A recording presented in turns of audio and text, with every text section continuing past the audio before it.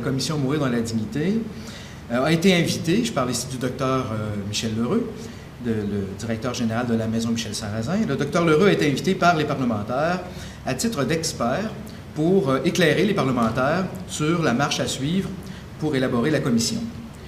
Et Dr Lheureux s'est tourné vers moi en disant « Écoute, ceci n'est pas un problème de médecin, ceci est un problème de philosophe, puisqu'il s'agit d'une question politique. » Et à partir de ce moment-là, on a vécu ensemble cette aventure d'avoir agi comme expert à la commission, d'avoir par la suite déposé un mémoire à l'intérieur même de l'exercice, et depuis ce temps-là, il y a une place qui est faite au propos de la philosophie. Alors, j'ai intitulé la communication « Plaidoyer pour une mort digne ».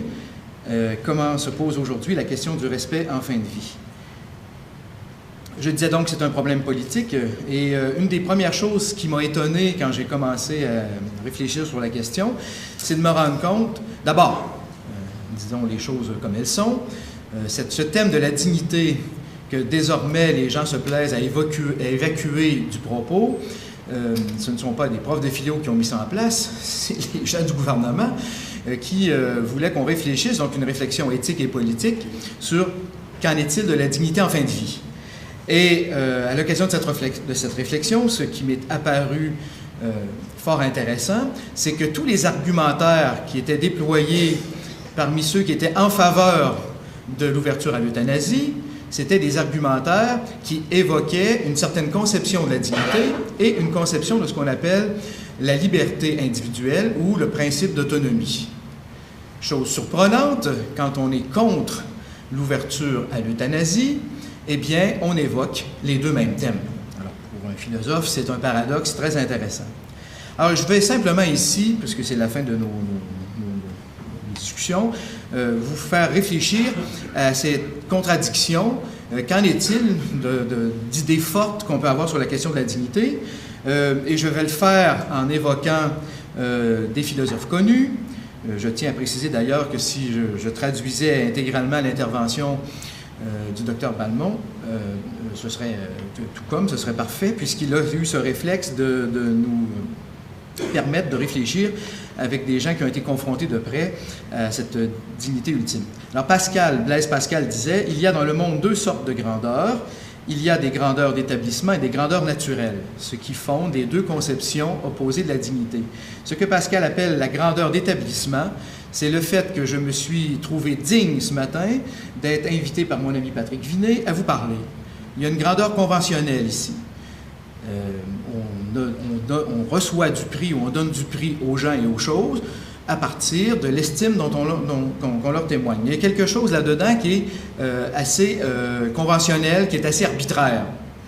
Ce qu'on appelle la grandeur naturelle, c'est ce qui a trait au fait que dans l'être humain, la présence de son humanité lui confère une valeur intrinsèque et permanente. Et quand on a fait allusion ce matin aux différentes chartes des droits et libertés, vous comprendrez que on ne l'a pas dit, et j'en profite pour le dire, en amont des chartes et des droits et libertés canadiennes et québécoises, vous avez la reconnaissance des chartes et des droits et libertés qui a suivi la Deuxième Guerre mondiale, et ça, c'est l'événement fondateur. Et pourquoi l'humanité a-t-elle senti le besoin de promulguer ce type de charte?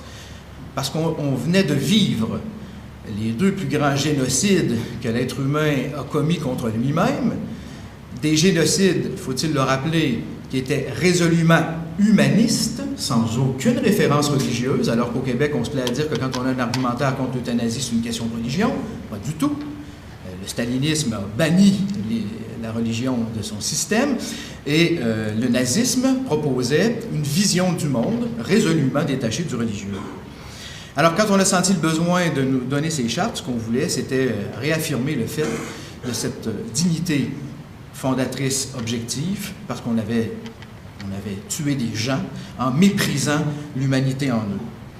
Alors, comment se pose le problème? Bien, chez les parlementaires, on a décidé de faire la promotion de la dignité subjective, tout en reconnaissant la dignité objective.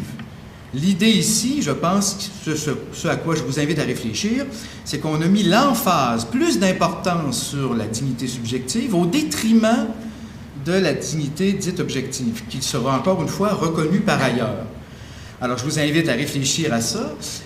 C'est plutôt l'inverse qui est vrai.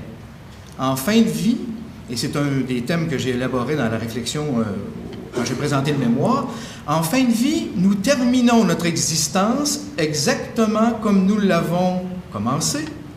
Il ne serait question de dire que nous avons moins de valeur à la fin que nous en avions au début. Pourquoi? Parce que quand vous entrez dans ce monde, vous êtes vulnérable et vous ne survivrez jamais sans le secours d'autrui. Eh bien, à la fin, c'est la même chose. Mais, entre vous et moi, il serait saugrenu d'avancer l'idée qu'un nourrisson a moins de prix et de valeur parce qu'il n'est pas encore complètement autonome. De telle sorte que l'image ou la fiction, dirait Jean-Jacques Rousseau, de ce qu'est la dignité à notre époque est quelque chose qui correspond à la faveur, je dirais, des avancements de la science et de la technologie, de la prospérité d'une part que nous donne le confort des cités modernes et de l'avancement de la médecine qui nous promet une vie sans maladie ou dont les maladies sont réduites avec une espérance de vie qui augmente toujours, c'est formidable. Mais ceci crée l'illusion que le plein potentiel de notre dignité est atteint aux alentours de 30 ans. Quand on maximise nos capacités physiques et que nos capacités intellectuelles sont aussi, non pas au meilleur, parce que ça va plus loin, mais à 30 ans, c'est assez performant. D'ailleurs, c'est un bonheur d'être prof de philo à date parce que je ne suis pas en trop mauvaise santé. Je pense beaucoup mieux maintenant qu'à 30 ans et à 20 ans. Mais faites attention que ma remarque est intéressée. Ce n'est pas une évolution qui est en parfaite concordance physique et mentale chez l'être humain. Ça nous définit, moyennant encore une fois qu'on a une bonne condition physique au point de départ. J'ai des amis philosophes en Europe qui ont 90 ans, ils écrivent encore des pavés gros comme ça, c'est très clair. Alors, c'est pas exactement la même chose chez nous que chez les autres animaux. La diapositive se termine ici en disant que le bien de la communauté politique demande de protéger certains interdits, celui de porter atteinte à la vie d'autrui, celui de céder aux mensonges et à la manipulation. Ça a déjà été dit, je ne vais pas trop insister, si ce n'est par exemple que le philosophe politique que je suis est, disons, un peu inquiet de la manière dont on malmène cet interdit fondamental de porter atteinte à la vie d'autrui. Je ne suis pas juriste, mais je constate, en étudiant les sociétés depuis la cité grecque jusqu'à aujourd'hui, je constate que cet interdit de permettre à un tiers de porter atteinte à la vie d'autrui n'a jamais été transgressé. Dans la Grèce et dans la Rome antique, s'il est vrai qu'il était possible parfois d'autoriser quelqu'un à se suicider, il fallait demander la permission. Il fallait demander la permission au Sénat pour porter l'atteinte à soi-même par sa propre main. Et sans cette permission, si vous le faisiez quand même, excusez de l'image, mais c'est la réalité, on coupait votre main, la main du cadavre, on coupait la main, on l'enterrait à un endroit et le corps à l'autre. Et pourquoi cette pratique aux allures très barbares? Pour lancer un message très clair, nul ne peut porter la main contre lui-même, parce que ce faisant, il porte la main contre la cité elle-même. Si tous les citoyens faisaient pareil, ce serait la fin de la cité. Et donc, jamais on n'a vu cet interdit transgressé. Jamais on autorisait un tiers à porter atteinte à la vie d'autrui. Alors, ce qu'on s'apprête à faire ici, ce qu'on a commencé à faire ailleurs, c'est quelque chose de très, très, très inquiétant. Petite réflexion sur l'autonomie, ce qu'on appelle le principe de liberté. C'est Platon ici à qui je confie l'axe de réflexion. Une liberté excessive peut se muer en une servitude excessive, disait-il à son époque, et cela aussi bien pour l'individu que pour la cité. Alors, quand vous êtes pour l'euthanasie, vous réclamez, et ça c'est un droit très fort chez nous, vous réclamez la possibilité de faire ce que vous voulez de vous-même, quand vous le voulez, et vous demandez à l'État le plus de latitude possible pour pouvoir le faire. C'est ce qu'on appelle l'autonomie. Par contre, quand on est contre l'euthanasie et qu'on évoque aussi l'autonomie, bien, on le fait en constatant que s'il est vrai que d'une certaine façon, je dis bien d'une certaine façon, nous avons le pouvoir de faire ce que nous voulons quand nous le voulons. Je dis d'une certaine façon parce qu'il y a plein de limites physiques qui, malgré ma volonté de voler quand je me jette en bas d'un pont, font en sorte que je ne pourrai jamais agir en fonction de ce que je veux. En descendant, si je veux remonter, je ne remonterai pas. Il y a cette idée donc que la liberté, parmi toutes les choses possibles, toutes ces choses ne sont pas nécessairement profitables, ni pour soi-même, ni pour autrui. Et ici, quand on y réfléchit un petit peu, un peu comme on l'a fait pour la dignité, il faut bien constater que ces deux conceptions de la liberté, qui ont leur raison d'être toutes les deux, ne peuvent pas être considérées sur un pied d'égalité. Il y a préséance sur cette idée que ma liberté est limitée par un certain nombre de choses, de règles, de lois physiques d'abord, et de certaines autres qui sont des lois civiles. En ne perdant pas de vue ce que j'ai dit précédemment, la loi civile est ce geste que nous posons pour aménager le cadre de bien vivre en commun, mais ce cadre que j'aménage doit respecter certains interdits fondamentaux dont je viens de parler, et si je ne les respecte pas, le cadre que j'aménage ne pourra jamais être vraiment efficace. Pourquoi je reviens sur ce que le docteur Dano disait, à partir de ces statistiques, ça m'apparaît très éloquent, et déjà, c'est contaminé ici au Québec. Quand vous êtes dans un univers où l'interdit est clair, la façon d'envisager sa fin de vie se fait de manière univoque. Puis après ça, il y a toutes sortes d'aménagements possibles avec l'accompagnement du médecin. Quand vous êtes dans un univers où le possible des deux options, euthanasie ou pas d'euthanasie, existe, on voit effectivement sûrement les statistiques augmenter. Et pour ne pas être trop décroché, je vous donne une anecdote parce que ça m'a beaucoup frappé. À la maison Michel Sarrazin, un jour, une médecin, et j'ai une admiration tellement grande pour tous ces médecins qui travaillent en soins palliatifs, je le dis là, parce que je sais qu'il y en a beaucoup ici, toute la délicatesse que ces gens-là mettent à accompagner les patients, les médecins et les autres personnes aussi. Et une médecin là-bas me racontait, elle dit, tu sais, la semaine dernière, il y a eu, quelqu'un m'a appelé, un code, ça pressait, je me suis rendu au chevet de la patiente, et la dame elle me regarde et elle me dit, écoute, je veux être euthanasiée. Et cette femme médecin très délicate, c'est tout simplement assise au bout du lit. Bon, très bien. Je voudrais juste que vous et moi, on s'entende bien sur ce que vous voulez. Alors, vous me demandez de quitter votre chambre, d'aller à la pharmacie, d'y prendre une seringue hypodermique, d'y placer tel ou tel produit dedans. Je reviens auprès de vous, je m'assois près de vous, je vous injecte la solution dans le bras et dans les quelques minutes qui suivent, vous allez mourir. Mais non, de dire cette dame, mais non, c'est pas ce que je veux.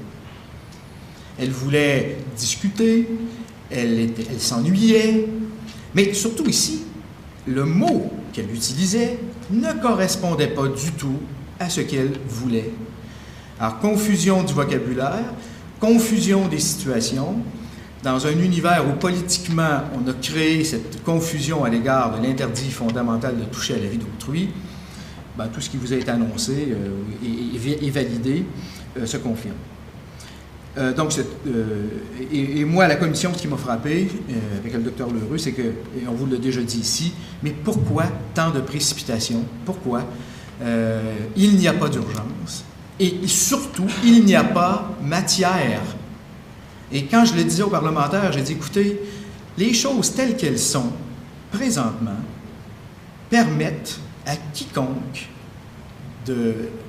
je dirais même de poser un geste qui pourrait être à l'encontre de la loi et à l'encontre de l'interdit, sur le même modèle qu'en cas de guerre, vous allez avoir des fois un compagnon d'armes qui pourrait être jugé légitimé d'avoir abrégé la vie d'un compagnon d'armes parce que l'ennemi fonçait sur lui. Et il y a ce qu'on appelle, dans ces cas rarissimes, les circonstances atténuantes. Alors, l'appareil juridique est en place, tout est là, tout fonctionne bien, et ce qui est vraiment exceptionnel, et j'en veux pour preuve encore une fois ce que le docteur Dano disait, en 30 ans, il n'y en a pas eu là, Ça s'appelle zéro, ça. Je ne vois pas pourquoi faire une commission, pourquoi ameuter tout le monde et se mettre les deux pieds dans les plats, comme ça risque d'arriver. Je n'ai pas suivi mon temps, là. Point correct. Dernier point, je dirais, toujours contradictoire, c'est celui de ce que j'ai appelé ici la sociabilité. L'autosuffisance, dit Aristote cette fois-ci, n'appartient pas à une personne seule qui vivrait d'une existence solitaire. Au contraire, elle implique parents, enfants, conjoints et globalement les amis et les concitoyens dès lors que l'homme est un être destiné à la cité. On est en 400 avant Jésus-Christ. C'est pas du christianisme, là. L'homme est un animal social, un zoon politikon, disait Aristote. Et dans le fond, toute l'affaire, le vrai problème, le nœud du problème est dans le fait que le dernier acte, qui est celui que l'on pose, que l'on subit en fin de vie, est un acte essentiellement communautaire. Et il y a un beau paradoxe ici. Je dis, on confond et on oppose radicalement souvent ce que j'ai appelé, moi, l'indépendance autosuffisante avec la dépendance épanouissante. Je pense que les médecins vous en ont parlé, mais moi, mon expérience aussi pour avoir accompagné mon père en fin de vie me montre la chose. S'il est vrai que nous sommes des animaux sociaux, il est vrai que le besoin d'autrui dont j'ai parlé à la naissance, il est tout aussi indispensable en fin de vie, et ceci est une expérience épanouissante, mais il faut avoir le loisir de la vivre. C'est le secret le mieux gardé des soins palliatifs et le moins bien compris des gens qui sont en dehors de ça. Et c'est ça le paradoxe. Aux statistiques qu'on a évoquées tout à l'heure, moi je suis resté complètement scié devant les parlementaires parce que, on entend ça de partout, hein, 75% des Québécois sont en faveur, 75% ou 70% des omnipraticiens sont en faveur, 79% des spécialistes sont en faveur, et tout le monde est en faveur. Par contre, 69% de ceux qui ont réfléchi à la question, toutes catégories confondues, étaient plutôt en désaccord. C'est pas seulement des gens de soins palliatifs, là. Et, comme on le voit ici, mais on le voit partout, une très forte majorité, je ne mettrai pas de chiffres, j'en ai pas, mais une très, très forte majorité des gens qui œuvrent directement en soins palliatifs sont contre. Alors ici, il faut savoir interpréter les choses. Pourquoi la majorité des gens qui sont en soins palliatifs sont plutôt contre? Ma réponse, mais ça vaut ce que ça vaut, c'est la mienne. The proof of the pudding is in the eating. C'est-à-dire qu'en soins palliatifs, et dans n'importe où se vit une proximité avec quelqu'un qu'on accompagne jusqu'à la fin, on fait cette expérience contradictoire que là où nous aurions toutes les raisons d'être déprimés, nous avons au contraire le fait d'une expérience plutôt épanouissante. Et ça, c'est le prochain combat, peu importe ce qui arrive, c'est un combat d'éducation à mener jour après jour, de réapprendre aux gens à distinguer ce que j'appelle le dernier acte du dénouement en fin de vie. En fait, c'est pas moi qui dis ça, c'est... attendez, je pense que c'est ma prochaine diapo, je vais l'envoyer ici. Non, je ne l'ai pas oublié ça. Je cherche un autre philosophe, ça va me revenir. Mais ce philosophe distingue le dernier acte du dénouement. Et qu'est-ce qu'un dénouement? Bien, c'est devant le fait que vous et moi, on entre dans la mort seul. Il n'y a pas de doute. On est tous fondamentalement seuls. C'est le plus grand acte de solitude quand on est confronté à la mort, quand on a le deadline. Hein? Et personne ne peut nous comprendre, d'une certaine façon. Paradoxalement, c'est là où on vit, où on a le plus besoin de l'autre. Et l'autre, ce n'est pas nécessairement celui qui parle, c'est celui qui se tait parfois et qui est là et qui nous prend la main et qui ne nous lâche pas la main jusqu'au dernier moment.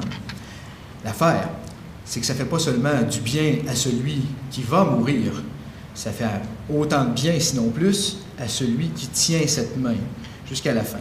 Et je voudrais en terminant, parce que ça a effleuré, puis moi ça m'apparaît vraiment important ce que disait le docteur Deneau encore sur le coucher du médecin qui a posé un acte d'euthanasie. Moi j'ai fait beaucoup de recherches en philosophie politique, puis beaucoup réfléchi aux questions qui touchent ce qui s'est passé en Russie, puis en Allemagne et tout.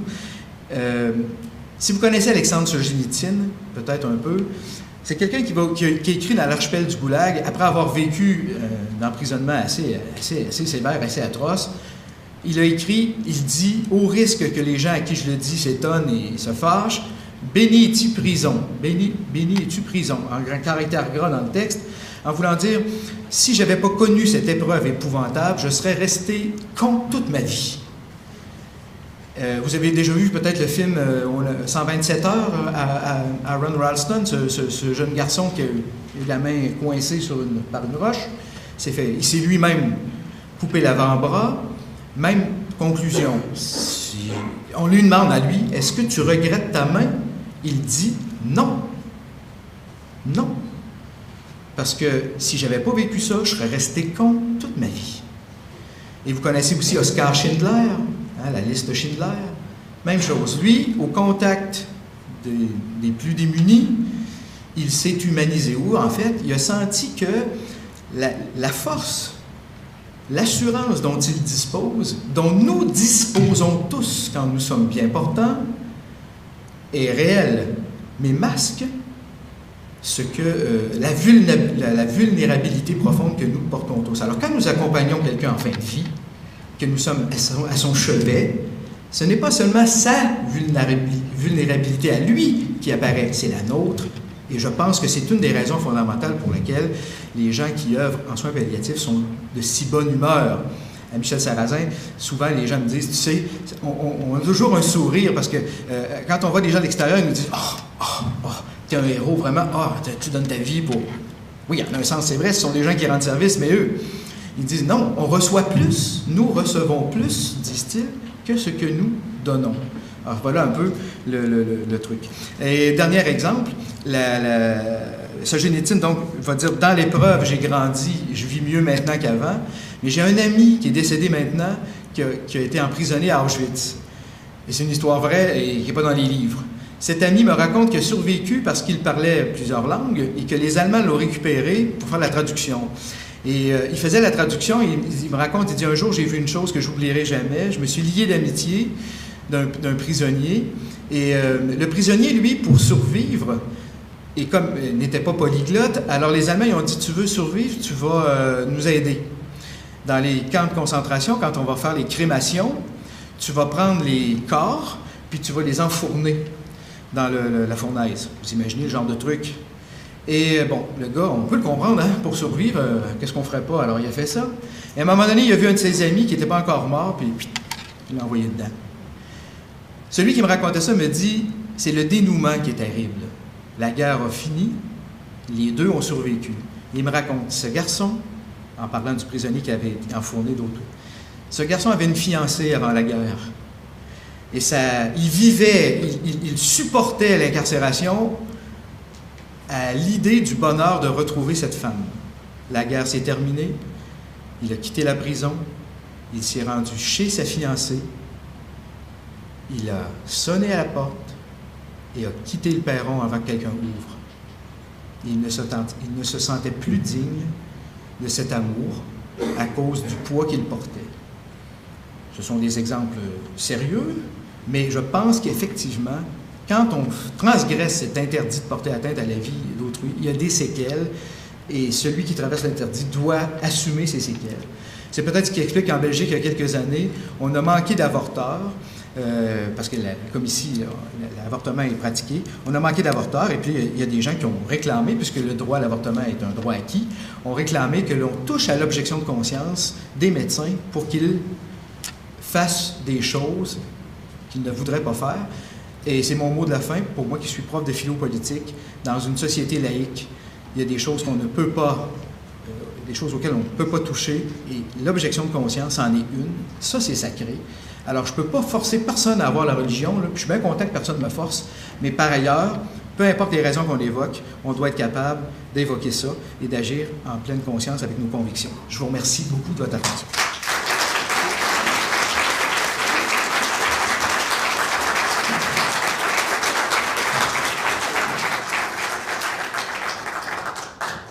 Bonjour, je m'appelle Laurence Healy. Je suis personne, pour le moment, vivant, mais pas en permanence. I would like to make 2 points. I'd like to address a very important point with Dr. Mount, my former boss in the palliative care service on the 6th floor of the Royal Victoria Hospital, made.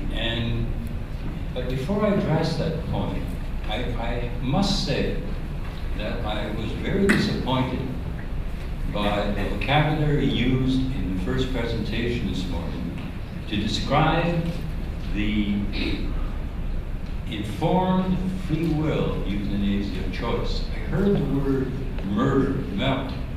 I heard the word kill, tuer. I heard a reference to a description of the psychological suffering of a caregiver who has to face a cadaver rather than a still living person. And finally, I heard a reference or a description of the informed free will euthanasia option as an easy choice. I'm truly saddened that words such as these are still part of the vocabulary with reference to this subject. Dr. Mount made a very important point. I've been reading Franco for many, many years regularly, and just recently, because 4 very important people in my life died in the space of 2 months. Dr. Franco said, in the end, our last freedom is the ability to be able to choose our response to the great life questions. And it is because there are some people, a relatively small number, some people in Quebec who do not have that choice, that we must have this law. I refer to people who are not able to end their lives for reasons, suddenly, for reasons beyond their control. A person who is struck down with locked-in syndrome, for example. And if you want to know what that's like, to be in a body that you can't control with a live, vibrant mind that could live for many years, watch the movie The Diving Bell and the Butterfly, or read the book. It's a truly harrowing experience. The point is that palliative care has done wonders, but there is a reality in terms of medical care and medical dollars that we have to face in this country. And that was a choice that Dr. Mount had to make when he set up palliative care unit in the Royal Victoria Hospital. Cicely Saunders had a separate unit for palliative care over in England. They gave her the best care. Dr. Mount realized that we could not set up a separate system for palliative care in our health system, and it was overworked then. It's even worse now. We have a reality that we cannot give all the people who truly need that care. Some are poor. The point is that until that time, until we as a society made the commitment to commit the resources necessary to give all people all the things they need, we have to have that law. Thank you. Oui, ben, je vais vous répondre en français si vous permettez. Et en fait, il y a beaucoup de choses dans ce que vous dites. Si j'ai bien saisi, alors si je n'ai pas bien saisi, vous réclamez la loi en raison de certaines circonstances, certaines maladies très très graves et tout, dans des lieux séparés, si j'ai bien compris, hein, c'est ça? En gros, bon. Écoutez, d'abord, pour ce qui est du vocabulaire, on l'a déjà dit, mais moi je suis très sensible à ça, étant donné que je suis prof de philo. Le vocabulaire et les mots, c'est le véhicule de la pensée. Et quand je compare ce qu'on est en train de faire ici avec ce qui s'est fait en Europe, entre autres en Belgique, vous savez, en Belgique, au moins, on a la décence d'appeler l'euthanasie l'euthanasie, de sorte que là, il n'y a pas de confusion. Ici, quand on en fait un soin, c'est pas juste une dérive du vocabulaire, mais c'est une dérive aussi des idées. Et il y a une lecture que je vous invite à faire, celle de George Orwell, ou à refaire, hein, 1984. Et tout le système de 1984 repose sur le fait qu'on a conservé le même vocabulaire, mais on a créé ce qu'on a appelé la double pensée. On a donné au vocabulaire des significations contradictoires. Et ça, c'est très grave et très, très dangereux, entre autres, parce que ça va mettre les médecins dans des situations, ce que j'entendais ce matin, il n'y a qu'au Québec, où le médecin sera imputable de trouver un collègue pour ne pas faire ce qu'il ne veut pas faire pour des raisons de conscience. En Belgique, Mais le fait de demander à un professionnel de la santé, parce qu'on a défini ça comme un soin, d'assumer la responsabilité, ça m'apparaît plutôt odieux. Bon, maintenant, je persiste et je signe en disant que dans les exemples que vous donnez, c'est sûr que je pense qu'on ne peut pas forcer quelqu'un à vivre contre lui-même. Ça va. Mais la question, elle est politique. Et je réaffirme le fait que le climat politique dans lequel nous nous retrouvons à partir du moment où il y a l'interdit qui est transgressé, le bénéfice apparent que ça donne ne compense jamais les inconvénients que ça crée.